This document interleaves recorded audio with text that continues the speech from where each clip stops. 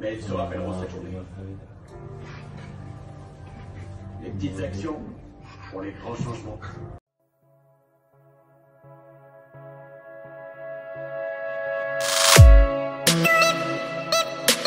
Salut les amis, j'espère que vous allez bien. On se retrouve pour une nouvelle vidéo sur FootSen. Aujourd'hui, on va parler d'un sujet qui est devenu une réalité pour l'équipe nationale du Sénégal, c'est-à-dire des binationaux qui laissent des pays occidentaux et viennent porter les couleurs du Sénégal.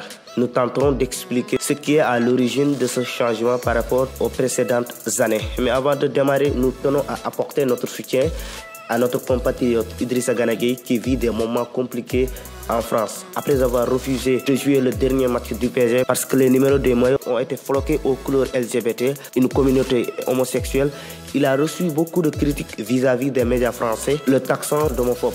Mais quoi qu'il en soit, on lui demande d'être fort et tout le peuple sénégalais est derrière lui. Avant d'aborder notre sujet, n'oubliez pas de vous abonner et d'activer la cloche de notification pour ne rater aucune de nos prochaines vidéos. Comme nous l'avons dit dans l'introduction, l'équipe nationale du Sénégal est devenue beaucoup plus attrayante vis-à-vis des binationaux. Après des footballeurs comme Abdou Diallo, Nampalys Mendy ou encore Pape Gueye, ça devrait être le tour de Boubacar Kamara, Iliman Ndiaye ou encore Moussa Niakhaté de rejoindre les Lions. Cette tendance est en premier due aux performances du Sénégal au plan sportif. Depuis l'arrivée d'Aliou Cissé à la tête des Lions, près de 30 binationaux ont fini par rejoindre les Lions.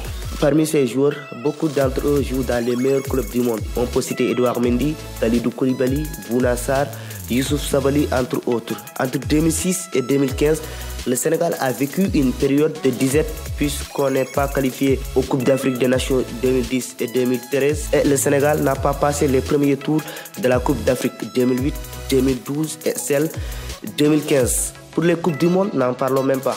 Durant cet intervalle, le Sénégal a vu beaucoup de binationaux lui tourner le dos.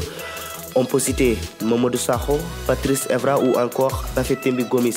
Même s'il y a des binationaux qui avaient rejoint la sélection à ce moment-là, la majorité d'entre eux étaient des joueurs qui avaient peu de chances d'être convoqués dans les sélections occidentales. Mais les binationaux sénégalais aujourd'hui peuvent figurer dans n'importe quelle équipe dans le monde. Quel entraîneur aujourd'hui refuserait de sélectionner Edouard Mendy, Kalidou Koulibaly, Abdou Diallo, Nampalys Mendy ou encore Boubacar Kamara dans son équipe? Étant la première équipe africaine au classement FIFA depuis octobre 2018, le Sénégal n'a aujourd'hui rien à envier aux meilleures équipes du monde, composées des joueurs qui font partie des meilleurs joueurs du monde à l'image de Sadio Mané, Edouard Mendy, Idrissa Gana Gueye ou encore Kalidou Koulibaly. Le Sénégal a un effectif qui permet à chaque joueur de briller. Pour preuve, le Sénégal a remporté haut la main la Coupe d'Afrique des Nations 2022.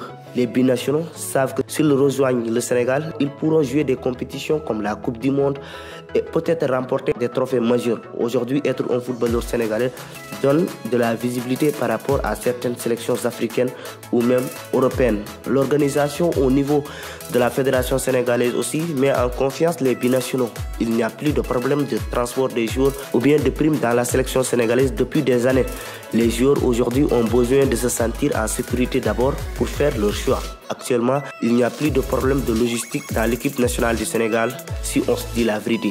Le dernier aspect est le développement des infrastructures sportives, même si le Sénégal doit faire plus dans ce domaine-là. On s'arrête là pour ce sujet. On se retrouve à la prochaine fois pour une autre vidéo sur FootSen.